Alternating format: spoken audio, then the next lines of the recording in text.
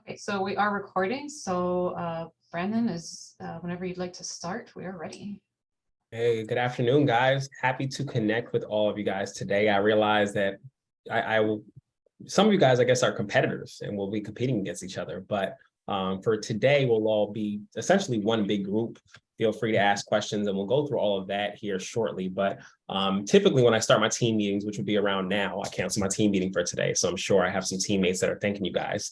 But when I start my team meetings, I try to start off with somewhat of like some goofy icebreaker questions, a few riddles. So I'm going to start the same way with you guys. Feel free to speak up. I do not mind. If you want to drop your answers in the chat, you can do that as well. But just want to break the ice between us a little bit since you guys will be competing against each other. And I kind of want to be more like one big group today, since we're all learning from the same presentation.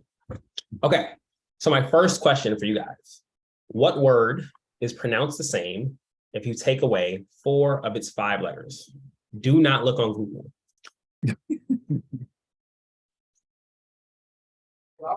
Empty.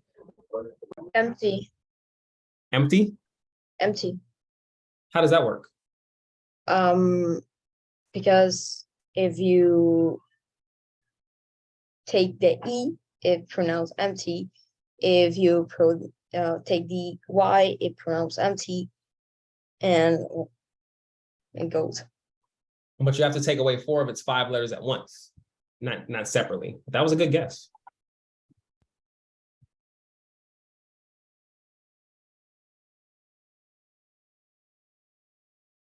I'm stumped. Okay, 5, 4, 3, 2, 1. Yes, Q. Did you figure that out on your own or did you Google it? I figured it out. I remembered. I heard it before, but I remembered. Nice. Yes, the answer is Q. Second question. We'll go through a few more. This is the last of the riddles.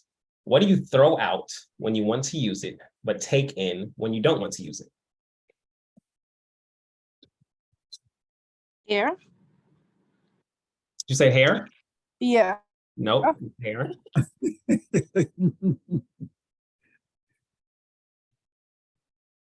Not hair. It's not a garbage bag, is it? Not a garbage bag. I give you guys a hint. You can think water. Think bodies of water. That is a hint in the direction that you guys should be thinking. The question is, what do you throw out when you want to use it, but take in when you don't want to use it? What do you call that thing? Yes, Like anchor. the floaty. Oh, right. Okay, no, I was thinking like when someone's drowning, but never mind. Oh. That circle thing. I don't remember what it's called. Like a float. Javi got it. Yes, the answer is an anchor. Good job. Let's see if I can get one more question for you guys. Let's see. This will be an either or question. Okay. And you guys can drop these answers in the chat. This is pretty simple. Would you rather be a sandcastle or a wave? And why? Did you say a sandcastle or a lake? Or a wave? Oh, a wave.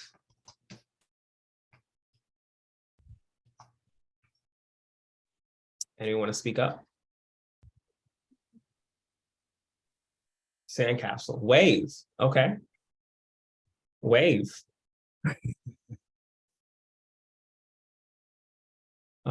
Stetson, you open to speaking up and telling me why? Yeah, I mean, we're both surfers, so we love the ocean and we ride waves. So, I mean, yeah, just the ocean. Okay. Okay. The castle. I'm a castle person myself.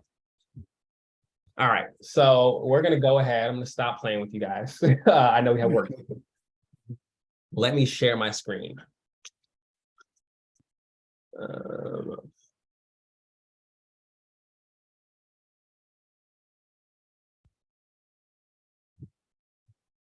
All right. Can anybody, let me expand the screen. Move this over here. All right. Can anybody not see my screen? Everybody's good? Cool. Cool. All right. I understand there is a sales competition going on, and HubSpot is the platform that you guys will be selling. So today we have I'm not going to say brief, but we have a presentation regarding HubSpot. And so let's go ahead and get started. All right, so this is a reminder to record this meeting. I believe we are recording it already. I believe it's been done for you guys. So we're good there. Some quick ground rules. So ask questions. Nothing is off limits. I know sometimes it can be difficult in a larger group, but if you don't ask here, it's going to be difficult for those questions to be answered. So please, please, please ask questions. I don't care how dumb it sounds. And like, while this is like a super simple ask, it's something I'm very passionate about, because for a lot of my career, for a lot of my time in school, I was discouraged from asking questions, and I always had a lot of them, and I never felt comfortable asking, and I never got my questions answered. So now I ask a lot of questions. I'm always that guy speaking up. And so I ask that you guys speak up and ask questions, participate. Would love some participation. I'll be speaking to you guys for like 90 minutes today. Please don't make me speak to myself. And video is encouraged. We'd love to see your faces, but it is not required. So would love to see your faces, but you do not have to come on video. All right, let's get started. Quick agenda. I will go through a brief introduction on who I am, what is HubSpot. We'll go through the competition format, some of the do's and don'ts for GBSC, and then we'll go through a quick Q&A. But realistically, ask questions at any point in time. So as you can see here, this is not a great picture of me, very blurry. So probably get a better picture of yourself if you're going to introduce yourselves in a presentation. But my name is Brandon Camille. I'm a Corp Business Development Manager here at HubSpot. I have a team of 10 who works to source new sales opportunities for our corporate segment. I graduated college back in 2012. I understand some of you guys here from FIU. How many other people here go to school in Florida? Okay. I went to school in Florida myself. I'm originally from Long Island, New York, but I graduated from Florida A&M University in Tallahassee. So I am a Rattler myself. I'm a Rattler at heart. I bleed orange and green, and that will never change. But I'm happy to be here working with you guys today. Let's go. Let's start off real simple. HubSpot. What is it? HubSpot is an all-in-one contact management platform for businesses. So we manage the entire life cycle of a contact, from before they even heard of who you are, to them becoming your customer, to handling the health of that customer and turning them into a promoter. So this is what our inbound marketing flywheel looks like. The inbound methodology flywheel. We have this flywheel. They're everywhere at HubSpot. We used to have flywheel fidget spinners that were amazing, but what we want to do is we want to help businesses make this spin as fast as possible, because that's going to represent growth. So we want to take total strangers and attract them to your website, to your business's website.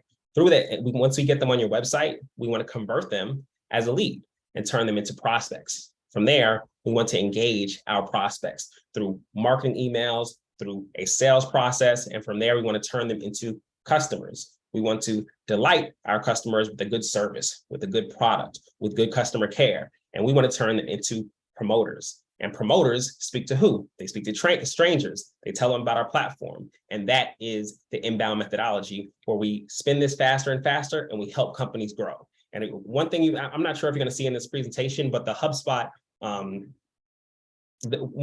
of the big pieces of our mission statement is to grow better. We want to help businesses and organizations grow better. That's our goal. I want to stop here for questions about the flywheel, about the inbound methodology, how it works. Does this make sense to everyone? Okay. So moving forward, what is a CRM platform? So a CRM platform promises a single source of truth that empowers your front office teams to deepen their relationship with customers and provide a best-in-class experience. So does anybody know what a CRM is? What does CRM stand for? Customer relationship management, right? Yes. So you have this database of people. And so, as I mentioned, you want to do marketing on your website. That's going to target visitors, turn them into visitors on your website. You want to convert those visitors into leads. Once that person becomes a lead, they become a contact in your CRM. And through that contact record, you're going to be able to track all of your interactions with this person. So let's say that Bob has a contact record in our CRM, and I'm a salesperson that wants to reach out to Bob. I'm going to go to Bob's contact record, and I can first look at what if his interactions with HubSpot look like this far? How did he get to our website? What does he look at on our website? What blog post has he looked at on our website? That's going to help me understand what Bob is interested in. So when I call out to Bob as a salesperson, I already know what's on his mind before I speak to him. That's going to make an introductory conversation go a lot smoother, and it's going to make it a lot easier for me to book Bob for a meeting. And then I can start my sales process with him. But it all starts with being able to see and understand that contact life cycle with their CRM record. So CRM and just this idea of documentation are really, really important for businesses. And so that's what HubSpot offers. We offer the CRM record where we combine data with content, messaging, automation, and reporting. Okay, so you'll see this consistently when it comes to HubSpot, this idea of crafted, not cobbled.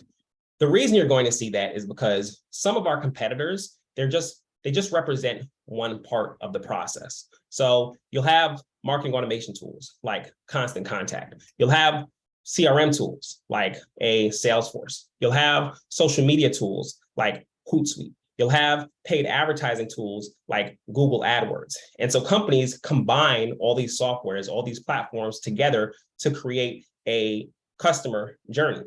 Now, oftentimes you have to integrate all these platforms, and it creates this cobbled experience. It's not a nice experience. You have to keep all these windows open. You have a bunch of different logins. And one of the most important pieces of information is data, and passing that data from one software to another and making sure that you have a single source of truth can oftentimes be a complex process. And so we provide what's called this all-in-one experience. So here is where you get the HubSpot CRM platform, not just the HubSpot CRM. And so it's a united platform to help you grow better, gain access to the foundational tools that you need with whichever plan you choose. So we want to help you unify your marketing, sales, and service databases. We want to help you share context between teams. And when I started at HubSpot, that was one of our big pieces of value, and it still is to this day, because the marketing team is responsible to drive leads. The marketing team wants to help you drive traffic to the website, convert leads, and essentially bolster that database. The sales team is looking at those same leads to reach out to so they can drum up business, so they can start a sales process with those same leads. And so they're two teams that work together, but oftentimes there are silos in between those teams that don't speak to each other. And what we used to say is that the right hand doesn't know what the left is doing. You guys are a part of the same company. You guys are working with teams that work hand in hand, but you guys don't know what each other is doing. With the contact record and with the way HubSpot works with that all-in-one experience, now the salespeople are going to the contact record. They can see if the support team has a ticket open. They can see if this person has been on one of the pages on the website that marketing has created. They can see which and how these people have interacted with marketing emails. It starts to create an all-in-one experience. So these departments that traditionally don't know where the left and the right hand is, they can start to work together, and they can essentially create a more transparent experience across the board, which helps everybody. And so you get to share context between teams, and then you get to organize and track customer communications. And here it lists some of the tools that we use for each one of those goals. Any questions thus far? Because I'm throwing a lot at you if you guys aren't familiar with HubSpot. All right, moving on. So first how HubSpot does this, we have different hubs that offer different tools. And so one of the hubs we offer is our CRM hub, which I've spoken about already. Then we have our marketing hub. It's a CRM-powered marketing platform that has everything you need to get found, engage new people, and nurture them into leads that sales will love. This idea of a CRM-powered marketing platform is so important because it's able to use all of the data that we gather about somebody in the CRM, how they became a lead in our CRM. That means what paid ad they clicked on, if they came from social media, what marketing emails they engaged with, what they clicked on our website, what form they filled out on our website to become a lead in our database, what interactions they've had with us in the past. We get to use all of the data, who this person is, where they're located, all the data that we collect about them in our CRM.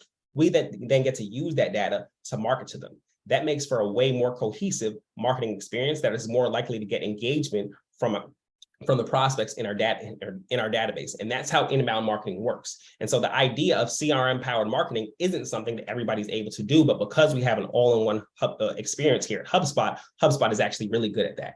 So our marketing is, more often than not, I coach BDR, so they're finding opportunities. They prospect for Marketing Hub. Sometimes they prospect for sales, but like before anything else, before we were this big CRM powered company and we'd offered all these other tools, we started as a marketing company. And even today, marketing is our bread and butter. And so what we want to do with our Marketing Hub is we want to start by attracting attention to the website. So that's going to, all we want to do with attracting attention is increase the amount of website visitors on a day-to-day basis, on a month-to-month basis. And how do we do that? Well, this concept of inbound marketing is a concept that was created by our founders, Dharmesh and Brian. They met at MIT back in 2006, and they come up with this idea of inbound marketing. They saw a world dominated by these big, large organizations that essentially spam you. They spam your email with general emails. They have commercials and radio spots that nobody's listening to, that's not relevant to them. They essentially are communicating with you, and you didn't give them permission to communicate with you. You don't care about what they're speaking about more oftentimes than not. With this idea of inbound marketing, we create content online that's meant to organically attract you to our website. And we form a relationship with you based around education, as opposed to just spamming you with content that you were never interested in the first place. So we want you to be able to go to Google and say, what is inbound marketing? What is marketing automation? And you're going to find a blog post created by HubSpot that's going to answer that question for you. Through that blog post, you fill out a call to action that subscribes you to HubSpot emails. And from there, HubSpot will start to email you and create a relationship specifically around the content that you're interested in the hopes that one day you say, hey, I'm looking for an inbound marketing platform. I'm looking for a marketing automation tool. HubSpot has been emailing me. I've been reading their articles. They're clearly a subject matter expert in this particular area. I want to speak to somebody from HubSpot. That's the ideal scenario where you don't have to seek out customers. Customers are seeking you out because you have really good, really inviting digital marketing. So we do that through SEO on our website. We do that by blog posts. Blogs are a huge part of what we do. And if you look up anything marketing, sales related, you're more than likely going to find a HubSpot blog post on Google because we rank so well. And so we get so many of our customers simply by attracting them through our website with those blog posts. So we do that through blog and SEO, paid ads, which is another piece of inbound marketing where you're essentially paying for leads. And those are those ads, whether they're on Google, whether they're on Facebook, whether they're on Instagram, you essentially pay for traffic. They're super effective, but those leads are never going to be as good as the leads that you attract through inbound marketing. So there's a trade-off there. You will get to pay for leads. People will come to your website, but the quality of the leads is going to be lower. And last but not least, a lot of us probably have some form of social media. That is a form of marketing as well. All of these companies have Instagrams. All of them have TikToks. They're always trying to jump onto new trends because that is a huge marketing tool for them. And consistently engaging with their target audience is always going to be a challenge for marketers. And they're always trying to figure out the best way to do that. Inbound marketing is the best way to do that. Now, from there, we want to help you guys. We want to help our customers convert more leads. So on our website, we have live chats, we have forums, we have conversational bots, we have landing pages. We have so many tools on our website that are meant to convert leads on our website. And then from there, we want to report and customize. A lot of marketers, especially for smaller businesses, they'll hear about trends in marketing. They'll read about trends in marketing, and they'll want to implement it at their organization when they don't necessarily have the data to back it because they're using all of these tools that don't speak to each other. So they don't have accurate data to say, hey, this is something that we should do with our particular database, and this is why. HubSpot changes that. With everything in one place, we're going to make it super easy for you to report on every single thing that you're doing so that you can say, not that blogs are effective, but you can say, hey, this particular post was very effective. Our target audience is very interested in this idea of inbound marketing and marketing automation. How can we make more content about inbound marketing and marketing automation? Because this data has shown us that our target audience is very interested in this particular topic. Armand, what's up? So for like the data that's coming in, because I know you said it's CRM powered, is the marketing hub collecting the data, or is it the CRM that's collecting the data? And that's the type of question we don't want you to ask. because it's all in one place. So like we don't want you we don't want you to think about what's collecting the data. Is it the CRM or the marketing hub? It's all in one place. So we don't, and you can buy different hubs that have different functionality, but when you buy all the hubs across the board, it's one cohesive experience. You don't have to think about, is it the marketing hub? Is it the CRM? Is it the sales hub? Is it the service hub? It's one cohesive experience across the board. And that's what we want for our customers. Got you. Okay. That's a really good question. Any other questions? So, sorry, just a quick question. To go off of that, like you mentioned, having all the unified hubs is kind of where this product shines best. Is there any sort of compatibility with other products? Say if you want to combine like a Salesforce CRM with a HubSpot marketing hub?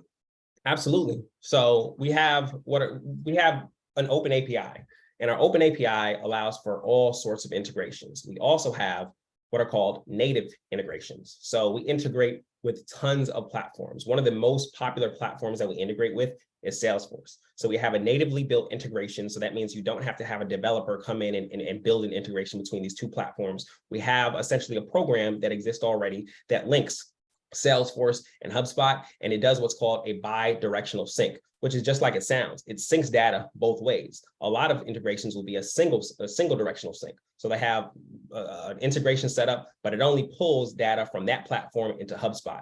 But because there's so much relevant data that's going to be in HubSpot and Salesforce, we already have a bi-directional sync set up that's going to consistently sync data back and forth between the two platforms. So you can go in Salesforce and see a set of data. You can go on HubSpot and see that same data. It's a unified experience across the board, because we understand that, hey, everybody's not going to be fully ingrained in HubSpot. We don't need everybody to be fully ingrained in HubSpot to be a HubSpot customer. Is that ideal? Yes, but we understand that customers are going to use other tools, and that's perfectly fine.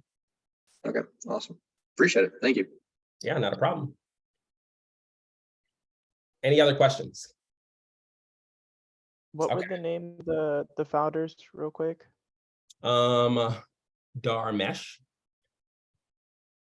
Dharmesh, I think his last name is Shah, S-H, Dharmesh, D-H-A-R-M-E-S-H, last name Shah, S-H-A-H, and Brian Halligan, B-R-I-A-N, Brian Halligan, last name H-A-L-L-I-G-A-N. And so we have a unique advantage with a lot of our competitors because our founders are still with and employees of the company. Dharmesh is with the company. I believe he's our CIO. Brian is exclusively on the board. He was CEO until maybe about 2 years ago, until we promoted Yamini to CEO. Any questions? All right, so from our marketing hub, we go to, so marketing hub, it means you can use data to segment and target your audiences flawlessly. And this is really important. All that data that I spoke about before, it helps segment your database into very, very specified buckets. Think of like, you guys are on TikTok? Yes, no? One thing I love about TikTok is that the algorithm is really good. It targets you with content that you're going to care about. That's how good the algorithm is. And you can have close friends, but your timeline looks super different because you guys are into different things. That's a really good algorithm. Essentially, that's what a good marketing platform wants to do. They want to engage you with data that's specifically relevant to you. So they want to use the data that they have that gather in that CRM to segment and target our audiences flawlessly. We want to leverage automation to nurture contacts and hand off warm leads. Oftentimes, you'll convert on a company's website and they don't follow up with you. They don't send you emails. You could be somebody that's a potential customer of theirs if they just continue to nurture you with emails. But if they don't do that, that's what we call a lead falling through the cracks. Automation is going to ensure that doesn't happen. We want to help you create consistent content without the help of a web developer. So we have tools so that a marketer can get in there, create content, and post a page to their website. They don't have to do any coding or anything. It's called a drag and drop editor. So you can code if you want to. We have those tools as well, but you don't have to. We want to help you report on the return on investment of your marketing efforts. And then we want to help you keep your messaging consistent across email, live chat, and more. So because Marketing Hub is a part of the HubSpot CRM platform, marketing Marketers can keep data at the center of everything they do. We have our Sales Hub. Sales Hub is created to save time for the sales rep while providing visibility from the top down.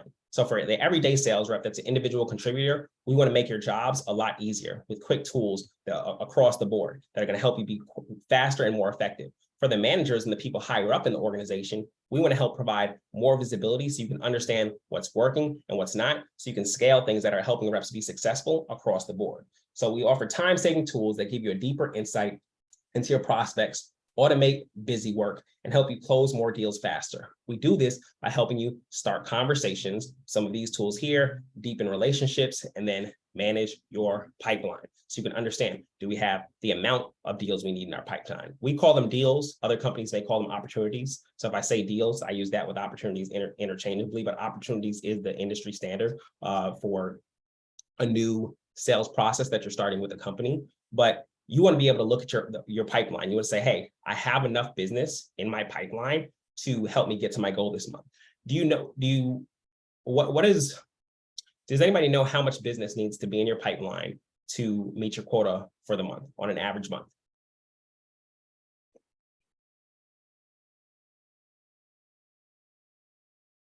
Can anybody guess? How many times your quota needs to be in your pipeline? What'd you say? 20? Nope. Like 6 times your quota?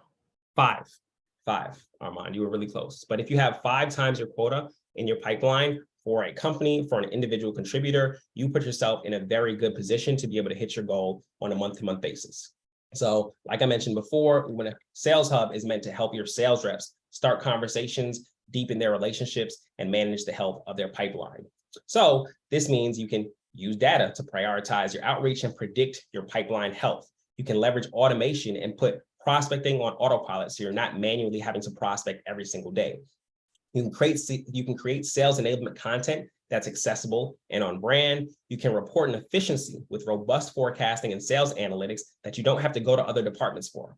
Like, let's say a customer using Salesforce, they have to go to their sales ops department to build out reports for them. In HubSpot, everybody can build reports themselves. So Salesforce administrator, that's a 6-figure paying job on its own. So if a company wants to buy Salesforce, they're also going to have to hire a Salesforce administrator, a HubSpot administrator. That is not a job, that does not exist. It's easy to use, and we make it easy for everyone in the organization across the board. So you do not need to hire a 6-figure administrator. And then we want to help you keep your messaging consistent across all touch points. That may look familiar from Marketing Hub, but we want it to be consistent across the board. Any questions? I feel like I saw someone raising a hand. No questions? I had a quick question. When you say create sales enablement content, what do you mean by that? So outreach. So we have what are called sequences, right? So sequences are a set of emails and tasks that you can enroll. So I can enroll you in a sequence, right? It's going to send you an email today. It'll automatically send you an email 2 days from now. And then 2 days from that, it'll feed me a task that I need to send you a LinkedIn message. A day from that, I can set it to send me a task that I'll call you. 2 days from that, it'll send you another email. So it's going to help me automate my job. And so I can create that. I can create a sequence that I think is going to be effective for the reps of my team. And a sequence will be considered sales enablement content. So it makes it very easy for me to scale specific messaging that I want my sales reps using to my entire team. Gotcha. Okay, so like everybody's following the same process type of deal. Correct. Because when you have a bunch of people doing outreach, some people find success here, some people find success there. Like it can be hard to scale success across the board. So you find one person being really successful in messaging that's consistently working. You want everybody to use this specific type of messaging. You say, hey, I created a folder with these particular sequences. You guys can use D3. I want you guys using all 3 of these sequences today. So it's like mail marketing. What do you mean by mail marketing, Jose? We're here if we Oh, I'm sorry, Maria. I apologize. yeah. Okay, so here we it's like a email marketing thing that I don't know, that you program, and every single week they send you a message. But is that sending emails to a bunch of people at once? Yes, but it's a little bit like customized. So you can send So mass emailing tools are going to be marketing email, and that's where marketing automation comes into play. That's going to fall under our marketing hub, and that's more the idea of marketing. Sequences are built out to be one-to-one sets of communication. So you can enroll one person at a time in a sequence as opposed to enrolling in bulk. It's supposed to be a way more personalized experience than email marketing. Okay. Any other questions? So because Sales Hub is part of the HubSpot CRM platform, it means teams can eliminate friction and achieve unparalleled cross-functional alignment. Next, we have our Service Hub. So Service Hub, think customer service. Customer service software that gives you all the tools you need to provide world-class service efficiently, enriching customer relationships and delighting customers as you sell. So we're starting to target the entire customer process. As you think about where we started, we have marketing. That's attracting people to your website, converting leads. Sales are going to turn those leads into customers. Now that they're customers, we want to make sure they're happy. So we want to provide them with our Service Hub to make sure that we can open tickets. We can open onboarding tickets. We can open problem tickets to ensure that we're handling customer processes properly and keeping our customers happy. We want to send out NPS surveys to better understand the health of our customers, what part of our processes we need to improve. That's all going to be done through Service Hub. So we attracted new leads. We converted them into customers, and now we're making sure that they're happy. So we want to unite teams and channels, scale support, and we want to power proactive service. And that's some of those surveys that I mentioned where you send out to better understand the health of your customers, and where you guys are performing really well in the buyer's journey and customer journey, and where you guys are weak and you need to address and be better at that so you can improve customer health across the board. And so this means you can use data to understand the complete history of every single customer. You can leverage automation to resolve customer issues quickly and efficiently. You can create knowledge-based content that aligns with your brand. Does anybody know what a knowledge base is? Like we're like a kind of like a library to go to for any information that you might need to resolve a customer's issue.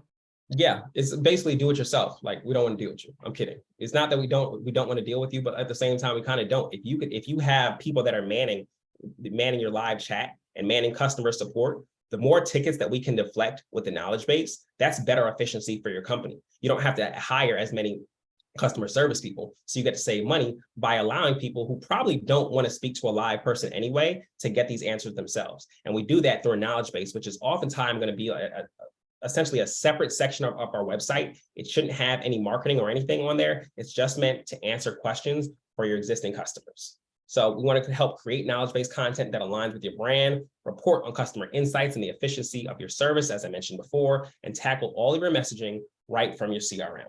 So you can actually handle inbound Facebook messages, inbound live chat messages, all in the same place. And then because Service Hub is part of the HubSpot CRM platform, it helps teams scale their support, delight their customers efficiently, and drive retention and growth. Any questions? All right, moving forward. We now have the CMS Hub. This is where things start to get out a little bit outside of that buyer's journey.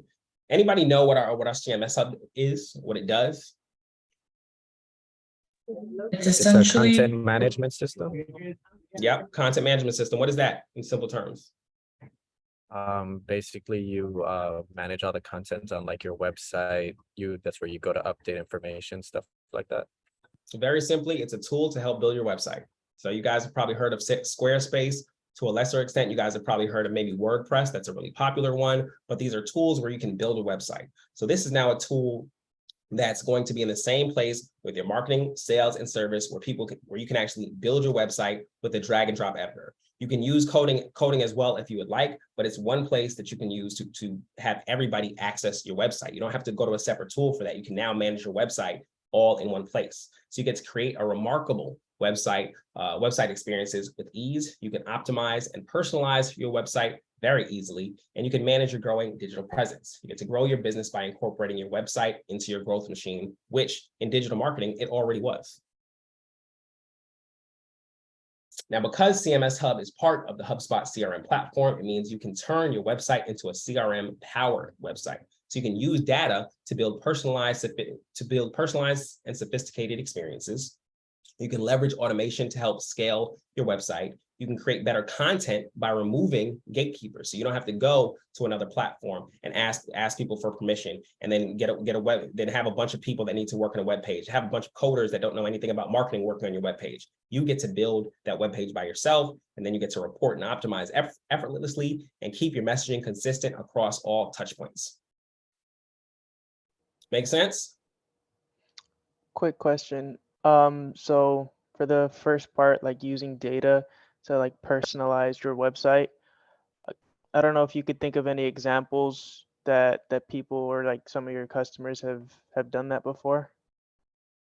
Of using data to personalize their website. So let's say that we have data that shows that customers on our website react best to this call to action. So a call to action is literally something on your website, a button usually, that is going to literally call the visitor on the website to action. So fill out this form here to download this particular marketing guide, or book a meeting with a sales rep, or take this fun quiz. And that quiz is just going to give us more information about who you are. But let's say we have particular information that customers love to download a particular PDF on marketing automation or email marketing. We're going to leverage that PDF, that call to action, on multiple places on our website. And that's an example of using data to build a personalized and sophisticated experience.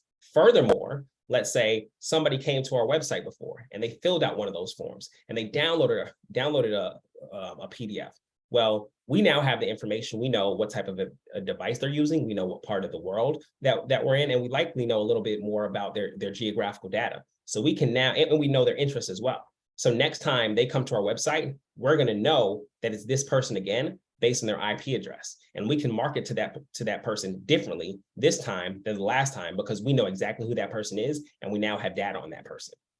So the website can essentially actively adapt on the fly based on the information they have about somebody. Gotcha. Okay. Building onto that, sorry to cut you off. When that customer that we've like collected data off of like their IP address, where they are, what device they're on, from accessing the website, maybe downloading something, does that information get inputted into the CRM as like a part of a customer profile, like information added to them as a contact, or is it just like added to the log of like a random computer, if that makes sense?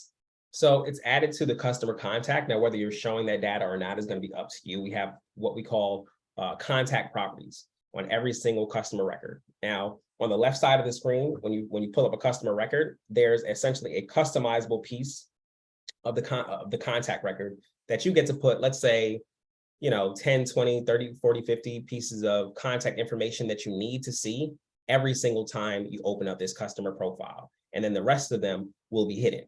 So likely these pieces of data that your references are going to be hidden on the back end, but you can always access them pretty easily. So we logged onto the contact record, and then from that data that we put on the contact record, those pieces of data flow into the reports. All right, thank you. Does that answer your question? Yeah, thanks.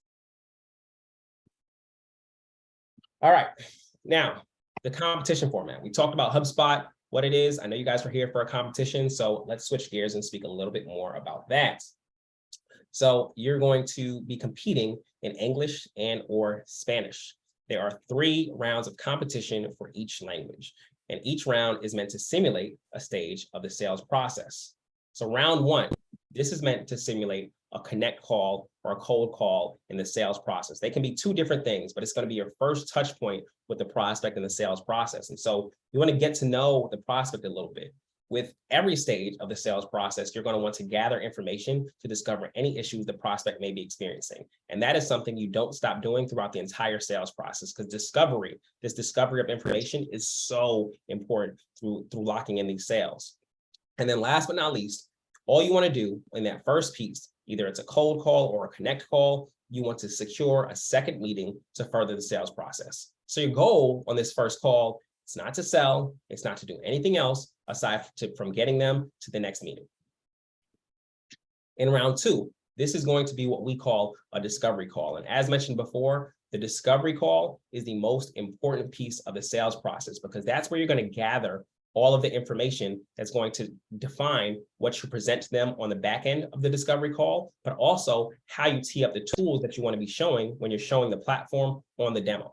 So you want to gather additional information to discover any issues the prospect may be experiencing since the last meeting. So has anything else popped up, anything new, and want to confirm that the issues from the last meeting are still there. Dig deeper into those issues with things like level 2 questioning as well. You want to present a possible solution that benefits and solves the prospect's issues. So what I like to do on my discovery calls, I talk about a solution. I show what's called the Why Go HubSpot page. So the Why Go HubSpot page looks like this. I'll typically show this, speak to them about the buyer's journey, speak to them about inbound marketing, and I'll come down here, show the marketing hub or whatever hub I want to sell them, and show some of the tools and some of the high level goals that we want to help them accomplish. Well, I'm going to tee it up based on some of the challenges they're having. So if they're having challenges generating leads on their website, which is a pretty common challenge for businesses, I'm going to spend a lot of time here and speak to them about how we help them attract leads and attract visitors to their website. If they're having trouble converting leads on their website and they're getting visitors to the website but not converting enough and their conversion rate is low, well, I'm going to speak to them a little bit more about here. And maybe if they're having trouble nurturing leads or leads are falling through the cracks, then I'll speak to them more about marketing automation. But I'm going to start to tease a solution on this page. But I don't, if I go into the platform, I might go and pull up a contact record, but I'm not going to spend a lot of time in the platform on the discovery call. The goal of this call is for me to really define some of the pains that they're having, so I can make sure when I'm speaking to them on the demo that I'm showing them tools that are going to help solve what they're dealing with today. That makes the demo way more personalized and hikes up the likelihood that you're going to close this opportunity. And then the goal here, secure a final meeting to further the sales process, and that's going to be the demo. That is going to be that demo, which is going to be round 3. And in round 3, that's the demo, you're going to gather any last details about the issues the prospect may be experiencing since the last meeting. As I mentioned before, this is something you're doing through the entire sales process. You want to present a possible solution that benefits and solves the prospect's issues. The difference here is that you're not showing a web page, you're in the platform. You're actually showing what the solution will look like, showing the tool that they're going to be using on a day-to-day basis. And when it comes to HubSpot, ease of use is huge. And so people love to see the platform. I love to show off our platform because, you see people messaging each other on the side and getting excited and asking questions. You can see the smiles on their faces and I can smell money. I know I'm about to close this deal. I love it every single time. Like salespeople, they're like natural born hustlers. And so like when they can see their faces light up, they start to get a better idea. This deal is probably going to close because you can see their faces, you can hear it in their demeanor, and you can hear it by the questions that they're asking. Because the more engaged that they are, I can tell the more excited they are about this platform. And then last but not least, you want to close a potential deal with a prospect based on the solution that you provide. Any questions? You guys are well versed in like what the competition is going to look like. Hi. Yeah. Mm-hmm. Go ahead, Sam, Sophie, either one. Let's go, Okay, Sam, we'll go Sophie second. Okay, just a quick question. I see here you have the, okay, so that's where you can download the demo or, no, that's the guide. Not So you everyone got it, so it isn't.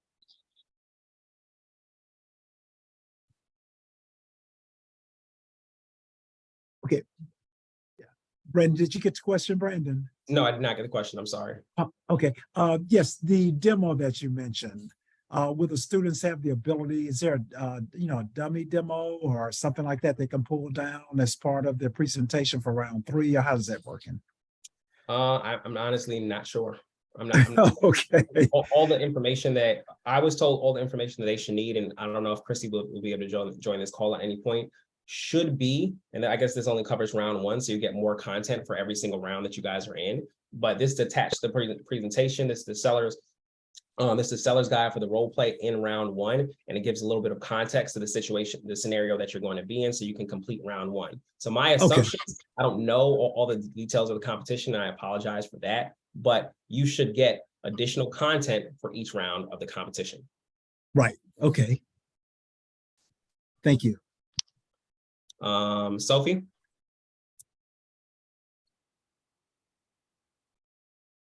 Sophie, you're on mute. I have a quick question after Sophie. Okay, I got some questions in the chat as well. Is that who has questions? Is that Armand? Yeah. Okay. Do we get the rounds information? I believe you get the information per round as you make it to each round of the competition. But trust me, I'm a HubSpot specialist. I am not a competition specialist. So I wish I could answer more questions about the competition, and I just am not able to. How far apart are each of the rounds? I also do not know. So I apologize if I'm not sure if we have anyone here that is helping with the competition. But if anyone joins the call at any point in time, they can kind of jump in and answer some of these questions. I know they're pretty relevant to you guys. Same thing, how far apart of the rounds, I'm not sure. Armand, what's up? Yeah, so I was looking online to see if I could access like a demo version, and I noticed there was like a part that says get access for free, and then there's another part that says 14-day trial. Is there like a way that we could access, just like go on the website and access it without waiting?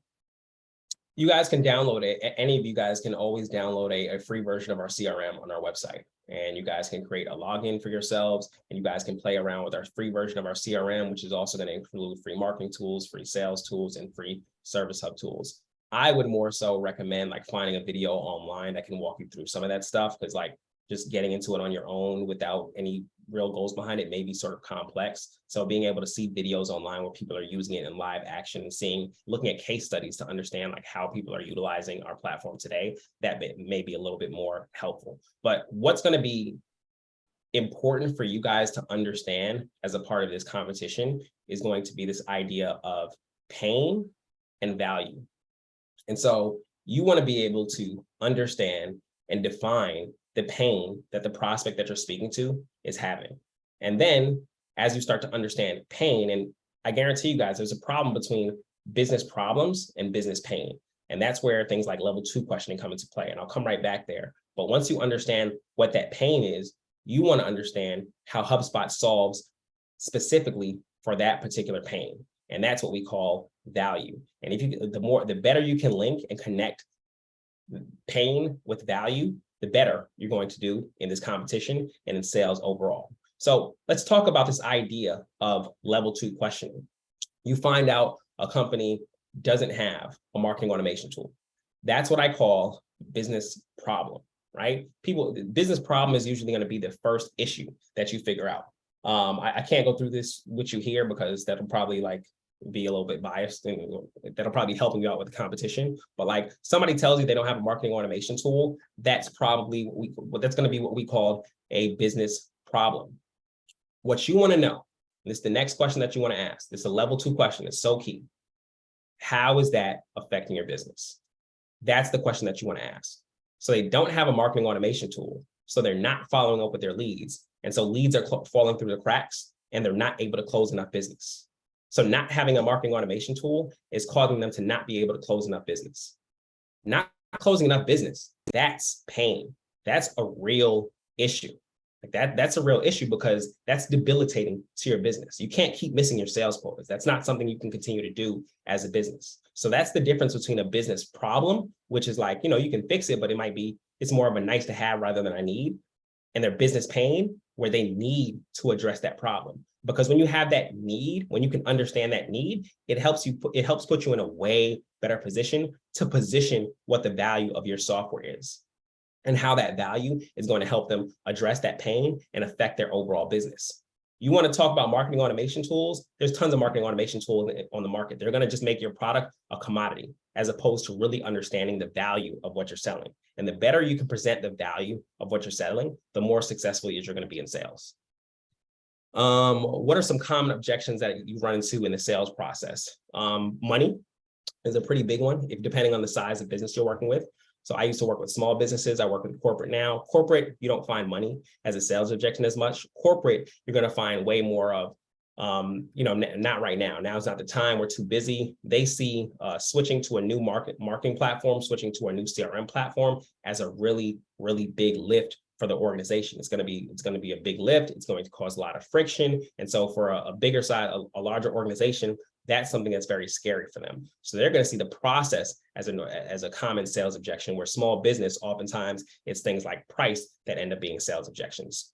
And so what you want to do when you get those sales objections, you simply go back to your pain. Well, let's say price is a sales objection. Well, for price, if that's a sales objection now, it's only going to get worse if they continue to not close business and miss their sales goals. So, and that's not how you would object to it, but you speak to them about that. You say, hey, I totally understand that price is a huge consideration for you guys right now. But as you've told me, you guys are currently missing your sales goals. And if this isn't something that you do to change that, then how are you guys going to make more money so that you can continue to pay for bills like HubSpot and across the board? Because if you guys continue to miss your sales goals, then you won't be able to pay any of your bills. So while you might position HubSpot as a large expense, it's long term with how much money we're projected to make by you purchasing HubSpot, it's not really all that large of an expense. That's one way you could do it. The other way that you do it is you do simple sales math. You look at what's their average sales price and how does their average sales price compare to HubSpot? Because then you can position it as HubSpot needs to bring you in X amount of new customers to justify the sales price. And we tend to work with prospects that have a much larger sales price. So when you compare that to what HubSpot is, they may need 5 to 7 customers over the course of a year to justify the cost of HubSpot. And we can triple, quadruple, even more than that when it comes to HubSpot.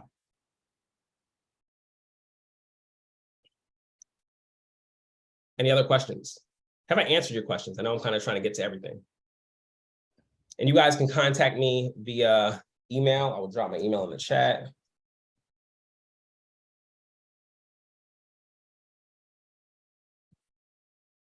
All right, let's get back into the presentation. I want to make sure I finish.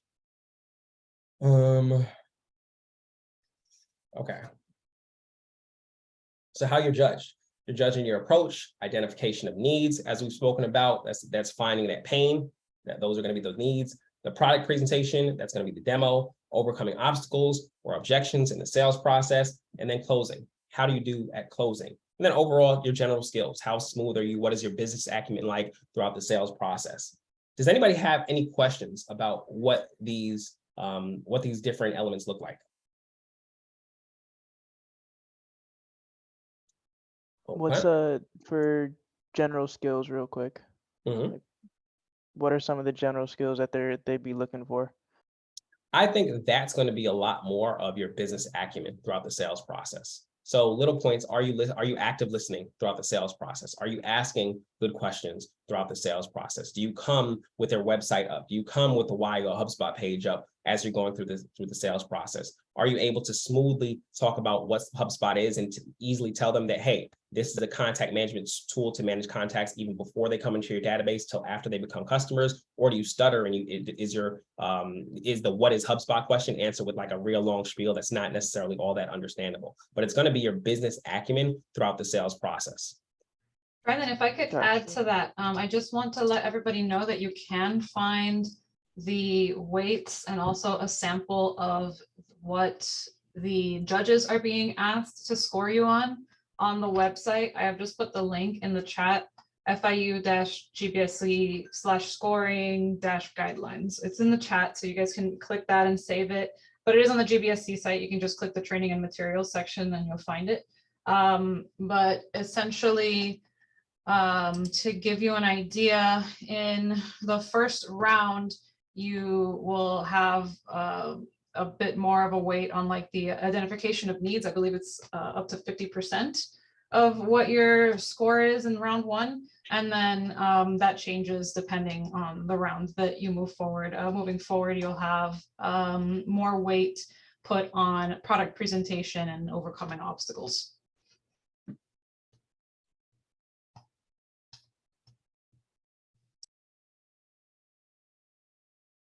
Thank you for your help there. Any other questions?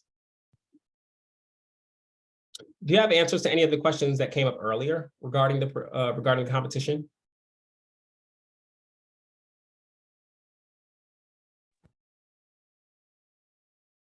Yeah, hi, hello, Random. Excuse me. I would like to ask, what are exactly the materials that we have to present? If you could repeat, please. The what? like the materials or like the presentation of the product that you have just mentioned? The materials, as far as I know, I showed that page before. I don't know what other materials that you guys are getting. Oh, okay. Yeah, in terms of the materials that we have available to you, they are also on the website under training and materials. You can take assets from that. A lot of the competitors also work with their coaches to get assets from around HubSpot's website and that sort of thing. But really, as far as the presentation goes, that's up to you, and I recommend working with your coach on that. But Okay. definitely use that guide that's on there. Okay. Thank you. Sure. Another quick question for you. I remember seeing somewhere, I could have misread this, but there's a specific emphasis on the Sales Hub, Marketing Hub, the CRM, and CMS Hub. I want to go back and check, but I just wanted to ask, is there also that emphasis on the Service Hub as well?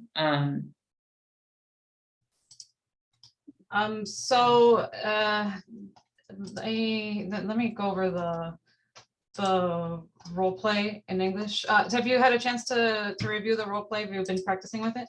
Yeah. Yes. So, I mean, I would say, Brandon, can you kind of clue me in on how those are being packaged, maybe? Because I don't have a lot of understanding of that since I'm just kind of the event manager here.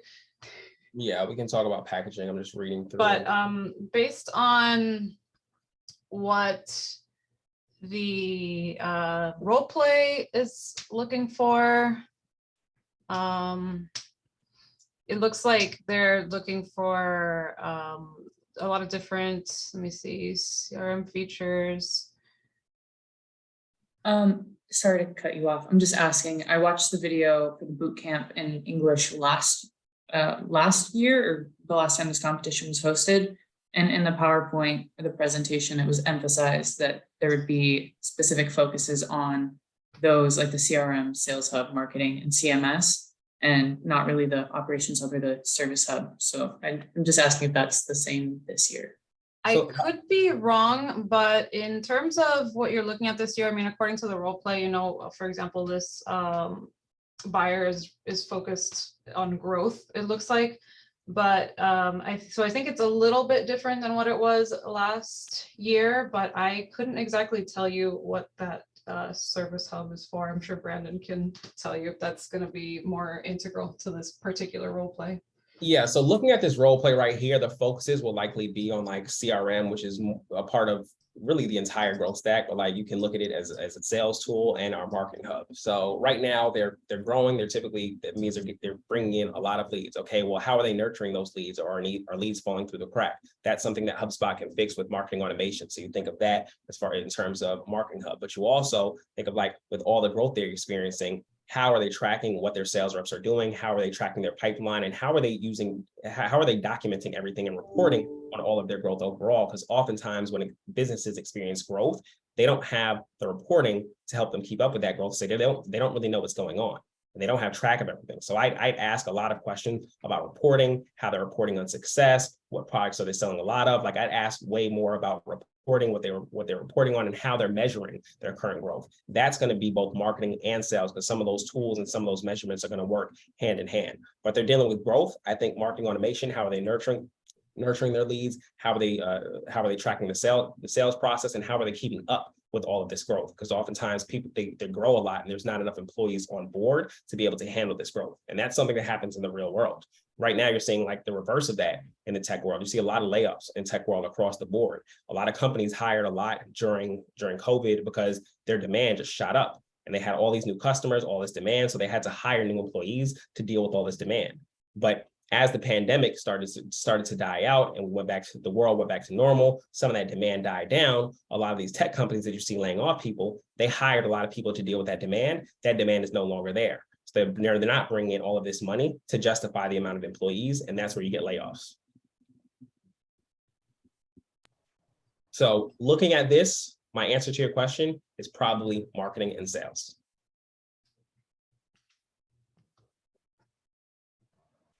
Do we have access to that document?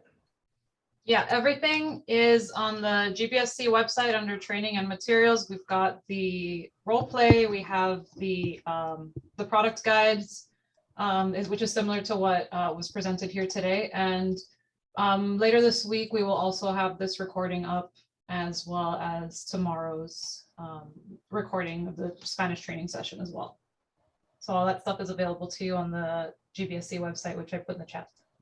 Cool, thank you. And so like this person, like they're looking at the HubSpot sales blog. So one of my questions, you just think of like discovery. What I learned about discovery very early on is that you want to be like a toddler and just ask all the simple questions. Oftentimes someone's going to go into the competition, they're going to do a bunch of prep, and they're going to want to ask the best questions possible. The best questions come from genuine curiosity and active listening. That's such an important piece of the sales process. So like, you want to be a child and almost ask what seem like stupid questions about everything that you're finding in this case study. Oh, like you were looking at the HubSpot sales blog. What are you looking for? What are you interested in? That's what I want to know. Like they're looking at sales. You guys are growing a lot. So what's in your mind? What are you not getting now that you want to have in the future? What's causing you to look at that sales blog? So that's what something automatically off the bat that I'm gonna be curious. And he's the VP of marketing looking at the sales blog. So like what's causing the VP of marketing to look at the sales blog, and how does he have responsibility for marketing? Does he not have the visibility he needs there? I'm just going to start asking questions. These are all simple questions based on my reading and based on what he's telling me. Every question that he tells you, like simple questions like when you find pain, how does that affect the business? That's such a simple question, but it makes such a large difference in the sales process. So just ask simple questions, and we'll go through different parts of the sales process and what that needs to look like. But to answer your question, once again, marketing and sales is where I think they're going to be focusing. Yeah, also, I just want to say there's a lot on that sales blog. I mean, there's like years of content on there. But if I were competing, I would probably go in and do a search for anything that's growth related within the blog, because there's a lot of different topics there, and also within like CRM and marketing specifically. So that's just a hint for you guys if it's something a little bit extra that you want to go into to maybe get an idea of what this buyer was finding attractive about the platform. But that's another resource that's there for you, and it's linked right on the role play document.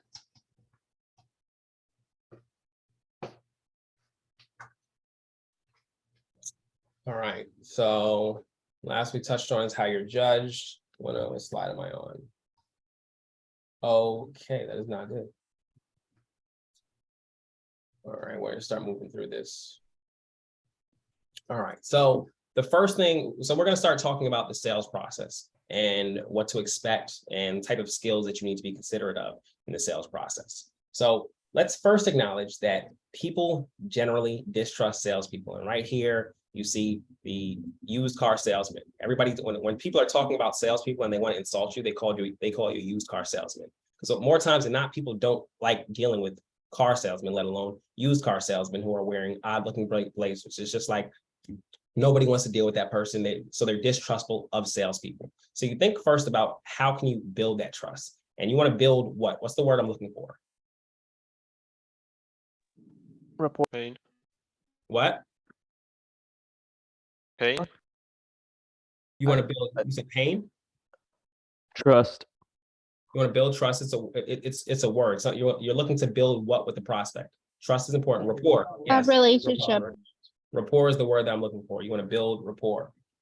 So even, before the call, before any of this, understand it's their world, their role. This is all about the prospect. So you want to understand what they sell, how they sell it, who do they sell it to, how much does their product cost? If you don't have this information, these are things that you can ask on the discovery call. What are some of their competitors? What makes their company stand out? What is their role? What are their responsibilities? How do they make decisions? Why is how do they make decisions important? Because you need to know who take the final decision. Why do you need to know who's going to make the final decision? Because if you're talking to another person, like you need to provide the exact information so the, I don't know, the leader say yes or no to the contract. Yes, but more importantly, if you want to understand who the decision makers are, because you want the decision makers on that next call. You don't want to keep talking to lower level people. You want the decision makers on the call. You don't want to depend on somebody in the organization to sell your product to the decision maker. You want to speak to the decision maker directly and get their buy-in, because once you get the decision makers buy-in, it doesn't go anywhere else. They have that final call. And then you want to understand what is the impact of success on this project, on their role. Who else cares about it? What is the impact of success? And that goes to understanding pain. How does this affect the business? If you understand pain, you're also going to understand the impact of success. If you realize this is not your decision maker, not a big deal. First, recognize that they are not the DM, figure out what is important to them and what they have to win or lose with this project. Can you involve the DM in the process? Because sometimes the person that you're speaking to will block you from the DM. So you want to understand either A, what it's going to take to get that DM involved in the sales process, or if having the DM is important to them at all. And then, like I already mentioned, you want to understand what's important to this person to get that DM involved in the process, or to get them to explain to the DM that this is an important value for the company. All right, the approach. So rapport, coming back to that idea of rapport. People don't trust salespeople, and so rapport building is about meeting people on their turf and treating them how they want to be treated. This is just cool, casual conversation. How's the weather where you're at?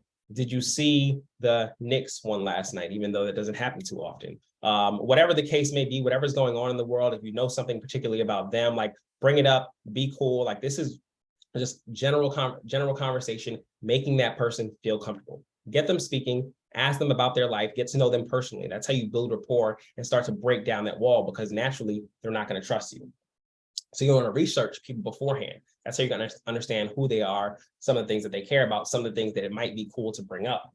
Understand. So like I had one of my BDRs reach out to a contact recently. They had a picture of Ford Mustang on their LinkedIn banner. It's not Facebook, right? This is LinkedIn. They had a picture of a Ford Mustang. Well, his father owns and rebuilds older cars. So that's something that he was easily able to speak about his messaging and get a response, because he knows that that's part of, aside from work, that's who this person is. So if he were to get on a call with that person, I would tell him to bring up and get this person speaking about cars, because that's going to help you build rapport with them. Understand your prospect's persona. So who is this person? What do they handle? What are they responsible for? So our prospect persona is called marketing Mary. We want a marketing person. There's typically an age range, or typically a bunch of elements of marketing that they typically are experiencing. We want them to be good or well experienced at tech. That's the HubSpot buyer persona that we typically target. And you want to understand what persona that you're speaking with. Get your prospects to laugh.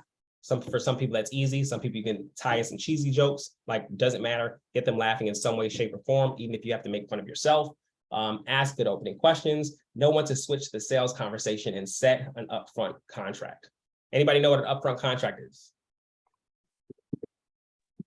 Yeah, it's in the very beginning where you say essentially like, if you see the value at the end of this meeting, would you agree to setting up a demonstration or a second meeting with whoever else should be there? Yeah, right? You're definitely on the right path. Definitely on the right path. And we'll get to the upfront contract, so hold that thought. I'm not sure. Will they have access to these slides? These are, I don't think I have these. If you want to send these over to me, Brandon, I can put them up, but they will have access to this recording. Okay, yeah, I can make sure these slides get sent out. Thank you. I know that we have the product guide. I'm not sure if we have this particular sales guide up. Do you mind shooting? I dropped my email in the chat. Do you mind in the chat? Do you mind just shooting me an email and I can respond to that email with the presentation? Yeah, no problem. Thank you. All right.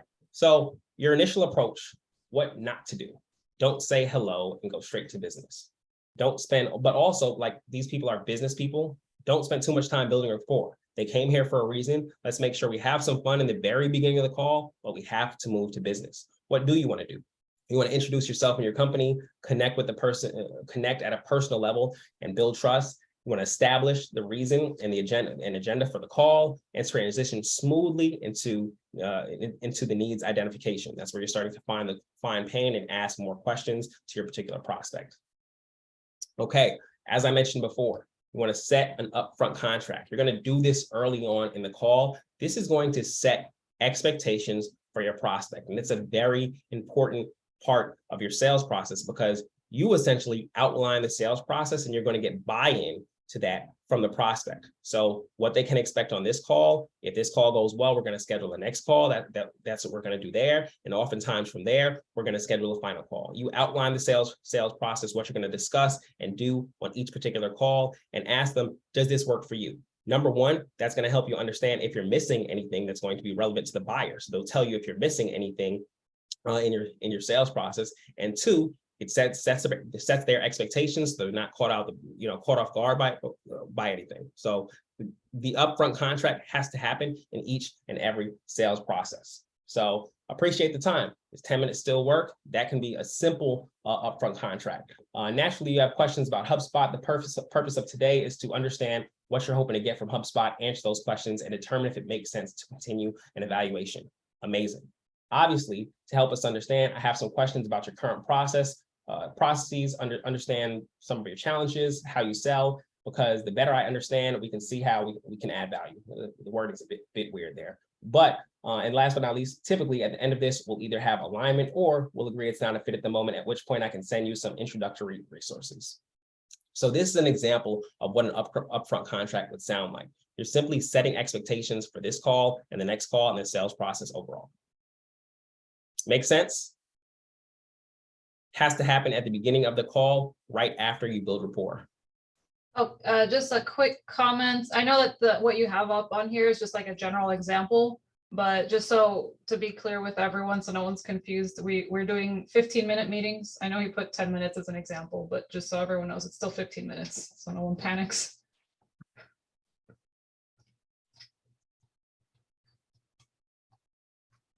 Okay, asking effective questions. Why are questions so important?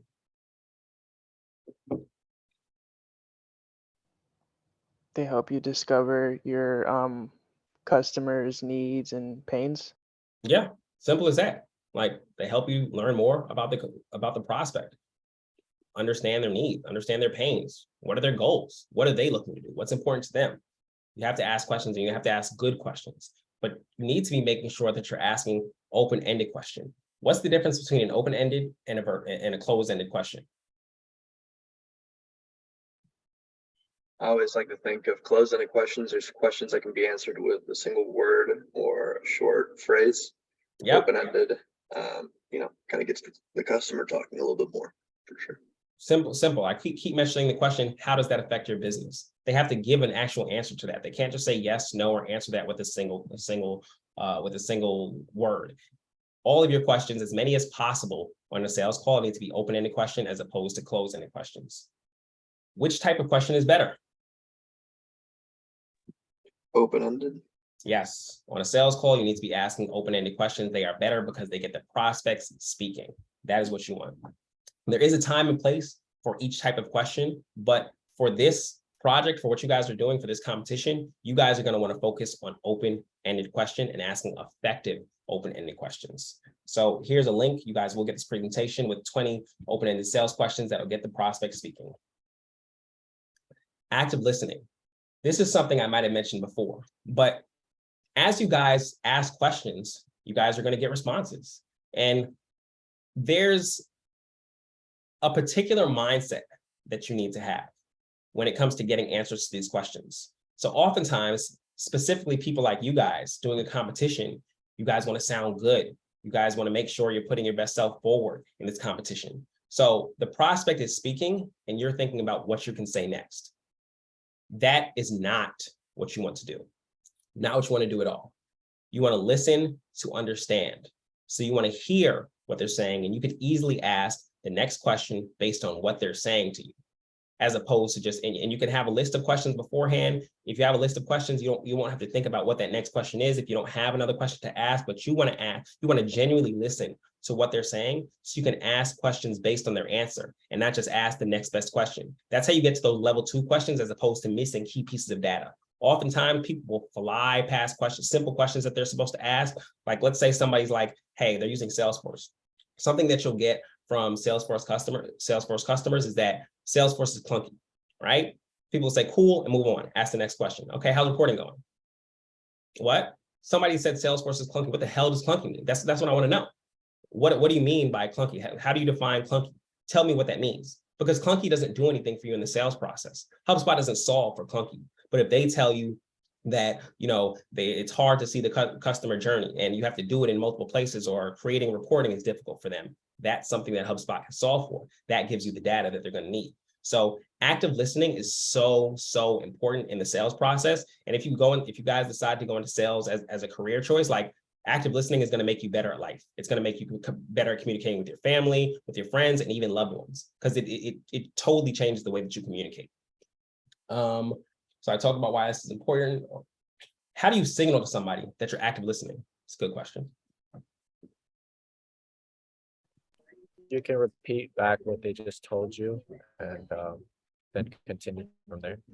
Yes, paraphrase it, repeat it back to them in their own words. So sounds like you guys are bringing in enough leads, but once you get those leads in the database, you guys are having a tough time following up with them. Is that what I'm hearing? Check with them. So you paraphrase what they said, and then you add in that check. Is that what I'm hearing? Get their confirmation. Yes, that's what you're hearing. It shows you're actively engaged and listening. Why is this important? Because it shows that you're engaged and listening.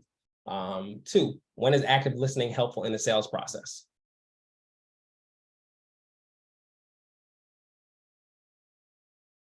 During the whole sales process. I Yes. think you're engaged in a conversation, so got to get all those details and pay attention. Yes, that is a trick question. You are always supposed to be active listening. There is no piece of the sales process where you should not be active listening. Okay, so as you think of the identification of needs, what you don't want to do, you don't want to start asking questions without setting an upfront contract. You want to get buy-in for the sales process. 2, you don't want to ask a question, listen, and move on. You want to ask follow-up questions. 3, you don't want to try to pitch the product after 1 or 2 questions. People get caught up in that. They're nervous. They want to get to their pitch. They're thinking about what they're gonna say. They start pitching the product too soon. It gets difficult to get back to the questions you're supposed to ask in the first place. Ask all your questions. Understand the pain before you start talking about the product, because it's going to better help you position the product. What you do want to do, you want to actively listen and ask the next best question. Ask level 2 questions, as I mentioned. You want to leverage positioning statements. So using what they said to tee up the next question and or product in the case of a demo. And then you want to spend time uncovering pain. Okay, when you're identifying needs, a good acronym that you can remember is GPCT. So G stands for goals, pains, P stands for pains, C challenges, and T is timeline. Goals. What are they trying to accomplish? Do they have any goals they're going after? Will this change help them attain their goals? 2, what are their pains? We've spoken about pain a lot. You want to understand the pain the business is experiencing. 3, challenges. Challenges and pain, they go hand in hand. What's preventing them? What's causing that pain? What's preventing them from reaching their goals? And last but not least, timeliness. You want to understand what's their timeline. When do they want to accomplish these goals by? Because that's going to help you get a better understanding for when they should be buying. They want to accomplish these goals in 6 months. It takes 3 months to onboard HubSpot and 3 months to start seeing results. Well, they need to be purchasing right now. So you want to understand their timeline. And you want to make suggestions based off GPCT. Provide suggestions based off GPCT. You mentioned today that you're not generating enough leads. Have you thought about leveraging a blog to generate more demand? A blog can generate XXX more leads. Leverage those positioning statements. This is out of order. Okay, so positioning statements are typically used and said before asking a question directly to somebody. For me, my mindset is a little bit different than what you're seeing here in positioning statements. Positioning statements are going to be used particularly on the demo. That's when the positioning statements are going to be most important. And every single tool you show on the demo, you position it by talking about what you uncovered on the discovery call. So you mentioned to me earlier that you guys are having trouble generating leads. And I thought about that. And here at HubSpot, here's how we help our customers generate leads. And here's how they use this particular tool. So they understand exactly why they're looking at this tool, but they're more engaged when looking at this tool. They're not falling asleep because this is addressing a pain that they're having today. And so that's how you use positioning statements on a demo. So positioning statements for me are particularly going to be used on a demo. Implications and consequences. I love this part because if you're getting pushback, right, you need to understand this goes hand in hand with understanding pain, right? You want to understand the pain that the customer is experiencing because you understand the consequences of that pain. When you understand the consequences of that pain and they're giving you pushback and you want to overcome an objection, you overcome an objection using that pain. That is the best way to overcome objection. You use the pain and you tie them down with it. So asking how is this affecting the business? What is the impact? So if you don't change anything, what's going to happen to you guys? That's a question that you can ask. What happens if you succeed? So if it does work out, what does that look like for you? So understanding the implications and the consequences of this purchase. And when it comes to the product pitch, so this is going to be the demo. Don't start talking about the product unless you finish your needs identification. I've mentioned that already. Don't list the features one by one. Terrible, terrible, terrible. Do not do that. Don't share everything and hope it sticks. You want to share relevant information based on the pain that they're experiencing. What do you want to do? You do want to speak in benefits based on needs identification. So you speak directly to the pain that they're experiencing. You do want to give just enough information to gauge interest. This applies more so to rounds 1 and 2, that connect call and the discovery call. On the demo, by the time the demo comes, you don't have to tease them anymore. You want to actually show them what they're going to get. Use visual aids if possible. So I mentioned when I used to get on calls, I pull up that Why Go HubSpot page, because if I were to speak them through that same information, it's just not going to sink in. Whereas if I can show them that information and speak to them about that information, the likelihood of it making impact and them being able to remember and understand that information is way higher. So use visual aids if possible. And involve your buyer in the discussion and ask trial close questions. So you want to be asking closing questions the entire time. But more important than that, get to the pain. Get to the pain and understand consequences. That is the most important part of this entire process. All right, so questions to consider. What is the difference between features and benefits? Yeah, what are the differences between features and benefits?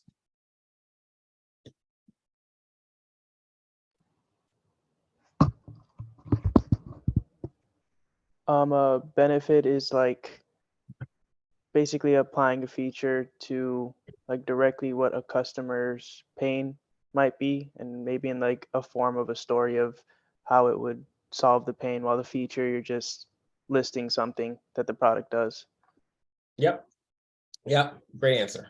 Feature, when you're talking about benefits, you're aligning the features or the value with the pain that they're experiencing, where the features would just be talking about what we offer. What do we mean by just enough information? An example would be like showing the Why Go HubSpot screen and not going into and showing the product. You show the Why Go HubSpot screen to entice them, but you don't want to show them the whole product. You want them to show up and be engaged in that demo. So that's what I mean by just enough information. Okay, let's see. What do we have here?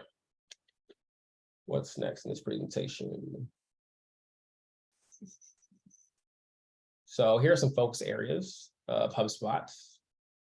Ease of use, as I mentioned before, we typically rank and we win a bunch of awards on G2 Crowd and a bunch of other crowdsourcing websites for our ease of use. We also focus on lead management, so both generating and nurturing leads. Full visibility into the sales process. This is something I mentioned multiple times during this presentation. HubSpot is going to help our customers gain full visibility into the sales process, and that all starts with marketing.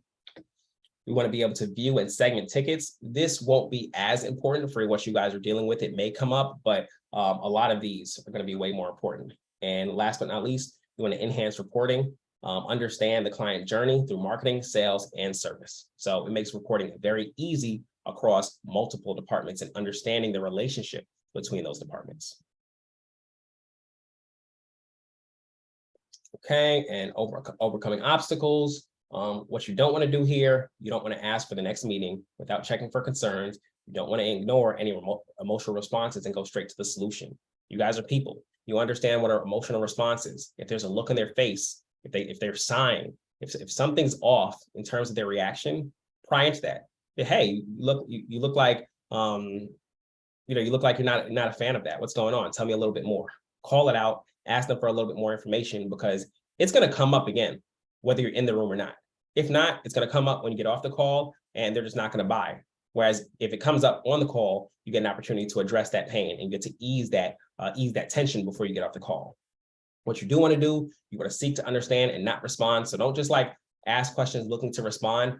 Really try to understand the shoes that the prospect is in and what they're dealing with before you respond to them. And then you also want to acknowledge, align, and assure. So acknowledge what they're dealing with, align with them, make sure that they agree with the solution and the answer that you gave, and reassure them that this is how we'll be able to handle this particular objection, or this is how they will be able to handle this particular pain and or objection. And let's see, we'll skip this. We don't have that much time left. Acknowledge, align, assure. You want to be able to acknowledge the prospect's concern that there is a problem at hand. You want to align on the emotional response they're feeling as a result of their concern. And you want to assure them that you'll fix their issue promptly with your solution, or if you're unable to, you'll pass it on to the right people. Well, what's your knowledge of HubSpot? Let's look there. We will skip past this. So here's our platform. And this is important to remember for what you guys are going to be doing. I know someone mentioned bundling before. We have our marketing hub, sales hub, service hub, HubSpot CRM, that is free, HubSpot CMS hub, HubSpot operations hub. Operations hub, that's nothing that you guys need to worry about. All that does is essentially better allows HubSpot to connect with other platforms, and it manages how the information travels through other platforms into HubSpot. The secret learning of HubSpot. We have a few different packages. We have free for everything that we offer. We have a starter package, we have professional, and we have enterprise. So marketing, sales, service, CMS, they all have free, starter, professional, and enterprise levels. The secret to learning HubSpot in general and for GBSC, don't memorize HubSpot, hub by hub. That's like a key here. Like, I know you guys are dealing with a lot for this competition. There's a lot to prioritize in terms of what you guys are studying. Like, don't memorize HubSpot hub by hub, feature by feature. Remember the benefits. And so if you type in HubSpot case studies into Google, you'll be able to find a ton of HubSpot case studies, and you'll be able to understand use cases of the pains that some of our customers were having and understand exactly how we solve for those pains. I'd rather you memorize and study things like that, because it's going to help you understand what needs and benefits look like for our customers, rather than trying to understand like what API goes where and what a UTM tracking code is. Like that's not necessarily going to benefit you in this competition. Well, understanding pain and benefits, those will benefit you in this competition. All right, in closing, don't just ask for the next meeting after you present the product. Let the prospect, don't just ask for the next meeting after presenting the product presentation with the prospect. You want to make sure you're speaking to them throughout the presentation, and you want to speak to them at the end before you ask for the next meeting. Also, you should have teed up that meeting at the beginning with that upfront contract. So it's not just going to be your first time asking for the next meeting after you do the product presentation. That should have been something that came up with the upfront contract. Don't let the prospect push out the next meeting if you've uncovered a pain or urgent need. Time is the enemy of sales. You want the sales process happening quickly. If they want to push you out 3 months, you want to better understand why. And that's another area where you can use that pain. Well, I understand that you guys are losing money because you're not closing enough business right now. If you wait 3 months, that's only going to push you further away from your sales goal. But it makes sense to meet 2 weeks from now. And that way that's what you use as a pushback based around them and their goals. You don't want to make it about you. It is about you because you want to close this deal, and you know the further they push out, the less likely they close it. But that's why you uncover pain, because you're now using their concerns and their pain as a reason for why they need to meet with you. You make it about them. It's always about the customer. What do you want to do? Recap highlights of the meeting. You want to give it just enough info to gauge interest. Like I said, that's only for like the connect and the connect and the discovery calls. Demo, you want to be giving all the information, and then do provide info about next steps. So help them understand what the next steps are going to look like. We're out of time here, so trying to run through this. Firm future commitments. So when you're getting a future commitment, you get the date, time, an agenda item for an agenda for the next interaction, but more importantly, set that date before you get off the call. Don't do it by email after the call. Get the date, set it right now while you're currently on the call. That's going to be huge for your competition. Do not get off that call without setting a date and time and sending a calendar invite for the next meeting.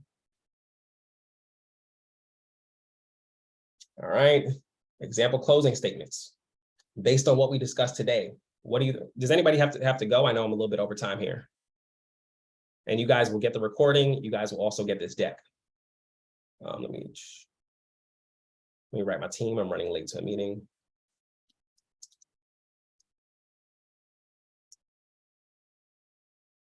Sorry, guys.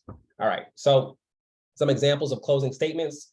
Based on what we discussed today, what do you think will be the best next steps to take on your end? Who should be involved in the next call? That's making sure that you have decision makers on the next call. As I mentioned, it's important to have decision makers and be speaking to those decision makers. You do not want to speak to influencers. You want the decision maker because they're going to make the final decision.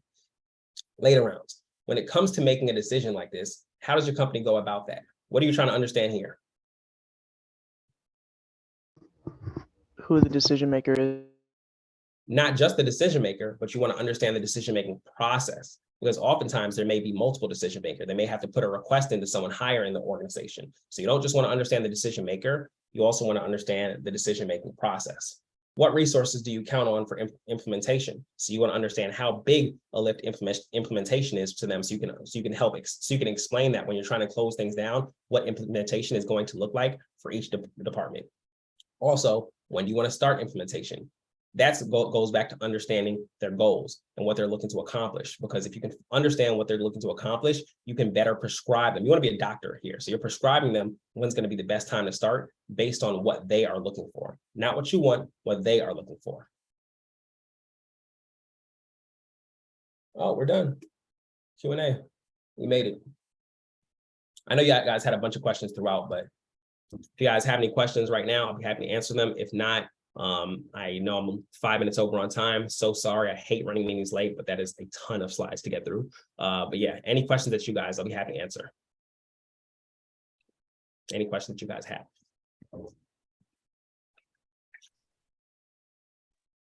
Do you have any, oh, sorry to cut you off. Just a general question. Do you have any sort of general advice as you're like sending us off into the competitive world, just to do our best in the competition? Like what do you have?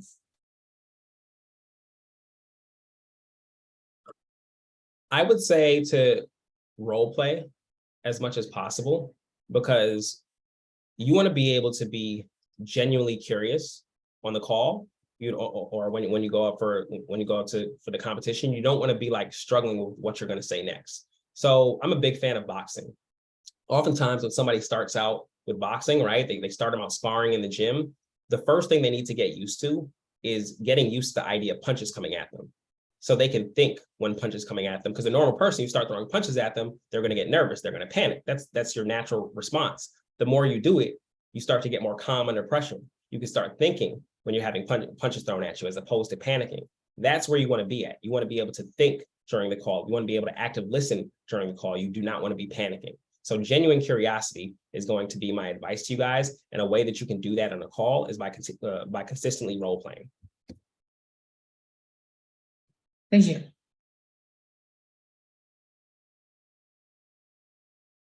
Any other questions here? If we have any questions later on, would we be able to email you at that email that you provided us? Yes, sir, you can. Appreciate that. All right, if there are no more questions, you guys are dismissed. Sorry for keeping you guys so long, but thank you guys for joining me today. You guys have a great last day of the month. Thank you everyone for joining. You too. Have a great day. Thank you very much. Training Thanks so session. much, Brandon. So come to those. Bye. Bye. Bye. Bye.